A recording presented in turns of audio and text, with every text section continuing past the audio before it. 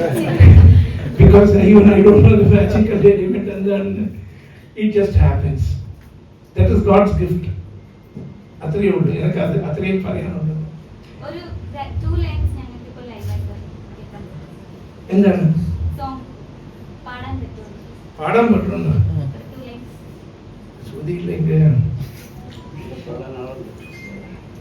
Someone was there singing along with me.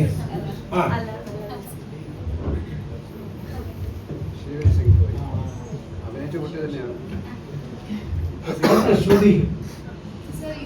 No, you just start with it.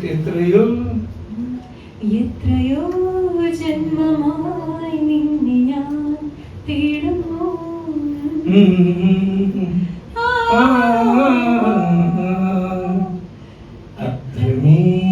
അത്രമേലിഷ്ടമായി നിന്നെ പുണ്യമേ.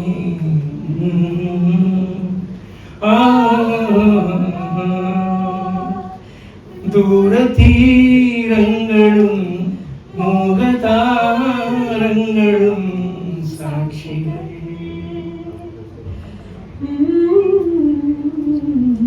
എത്രയോ ജന്മമായി നിന്നെ ഞാൻ തേടുന്നു.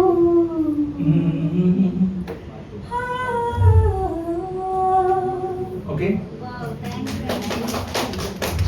അല്ല, അത് നേരത്തെ അവർ പാടി, അതുകൊണ്ടാണ് അവരുടെ ശ്രുതി അനുസരിച്ച് ഞങ്ങൾക്ക് പാടാം. ഞാൻ വേറെ ശ്രുതിയിലെ പാടാതെ. It was low for me. വേറെന്താണ്?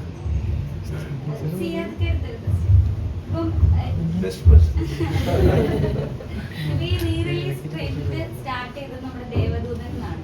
ഇപ്പം അതൊരു ട്രെൻഡായിട്ട് തന്നെ പൊക്കോണ്ടിരിക്കുകയാണ്. എങ്ങനെ തോന്നുന്നു ഇതിന്റെ തുടക്കം കുറിച്ചതാണ്?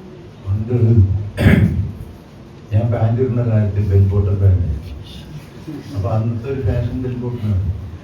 അതേമാതിരി ദേവദൂതൻ ഞങ്ങൾ ഫാഷൻ ഉണ്ടാക്കാൻ വേണ്ടിയോ ട്രെൻഡ് ഉണ്ടാക്കാൻ വേണ്ടിയോ ചെയ്തതാണ്. അത് സിബിയുടെ എൻ്റെ വിദ്യാജീവിതയും എല്ലാം ഒരു അംബീഷനായിരുന്നു. ആ പടത്തിൻ്റെ ഒരു ഒറിജിനൽ ഫീൽ ജനത്തിന് കിട്ടണം. ആ ഒരു അതിനാണ് ഞങ്ങൾ അതിനുവേണ്ടിയാണ് കഷ്ടപ്പെട്ടത്. അപ്പോൾ അത് രണ്ടാമത് റിലീസ് ചെയ്ത് കഴിഞ്ഞപ്പോഴത്തേക്കും ഞങ്ങളൊരു ഫൂൾസായിട്ട് ഉണ്ടാക്കിയതല്ല പടം. ഞാൻ പ്രൊഡ്യൂസ് ചെയ്ത് കഴിഞ്ഞാൽ മണ്ടനായിട്ടല്ല ഉണ്ടാക്കിയത്. സിബി ഒരു മണ്ടനായിട്ടല്ല ഡയറക്റ്റ് ചെയ്ത്, വിദ്യാജി അതിൻ്റെ മ്യൂസിക് ചെയ്ത്. അപ്പോൾ അത് ഇന്നത്തെ ജനറേഷനിൽ കാണിച്ചു കഴിഞ്ഞപ്പോഴത്തേക്കും നാച്ചുറലി അത് ഭയങ്കര പോസിറ്റീവായിട്ട്. അപ്പോൾ അതിനുശേഷം ഞങ്ങൾ പിന്നെ എത്രയോ പടങ്ങൾ എനിക്കുണ്ട്. ഞങ്ങൾ റീമാസ്റ്റർ ചെയ്യാനൊന്നും പോയിട്ടില്ല. പിന്നെ ട്രെൻഡ് എന്ന് പറയുന്ന സാധനം അത് ഒരാൾക്ക് പൈസ കിട്ടി കഴിഞ്ഞപ്പോഴത്തേക്ക് വേറെ ആൾക്കാർക്കും പൈസ കിട്ടണമല്ലേ. അതാണല്ലോ ഭാഗ്യക്കൂടിയുടെ വിൽപ്പന ഈ കേരളത്തിലൊക്കെ നടക്കുന്നത് അല്ലേ. ഒരു ലോട്ടറി അടിക്കും, അപ്പോൾ അതേമാതിരി എനിക്കും അടിക്കണം എന്ന് പറഞ്ഞിരിക്കില്ല. അതിൽ വളരെയധികം ഡെഡിക്കേഷനുണ്ട്. എനിക്ക് ഇതിൽ പറയാനുള്ളത് എന്ന് വെച്ച് കഴിഞ്ഞാൽ എൻ്റെ മകളുടെ ഷർമീൻ, അവളുടെ ടീമാണ് ഇതിനൊക്കെ. ആ ടീം എന്ന് പറഞ്ഞു കഴിഞ്ഞാൽ മിസ്റ്റർ ബോണിയുടെ പോയ അസോസിയേറ്റ്സും